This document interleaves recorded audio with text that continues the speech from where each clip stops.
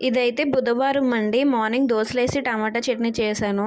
అంటే అంతా అయిపోయాక వీడియో తీశాననమాట. ఇవి అయితే బిర్యానీకి సంబంధించిన ఐటమ్స్ అనమాట. స్టవ్ కూడా రెడీ పెట్టేశాను, సింగిల్ స్టవ్. చికెన్ కూడా రెడీగా ఉంది. మసాలాలన్నీ నూరి పెట్టేశాను. రైస్ ఇవన్నీ అంటే దగ్గర పెట్టుకున్నాను అనమాట. వంట చేసేటప్పుడు దగ్గరుంటే ఇవన్నీ టక్‌టక్కా వేయడానికి బాగుంటుంది కదండి. సో ఏంటి ఏమన్నా ఎలా ఉన్నావు అని మాత్రం నా ఎటైర్ గురించి అడగకండి. ఎందుకంటే వంట చేసేటప్పుడు ఆడవాళ్ళు ఎలా ఉన్నారు, మా అందం ఎలా ఉందనేది మేము చూసుకోము కదా. సో ఆబ్వియస్లీ నేను కూడా అంతేనమాట.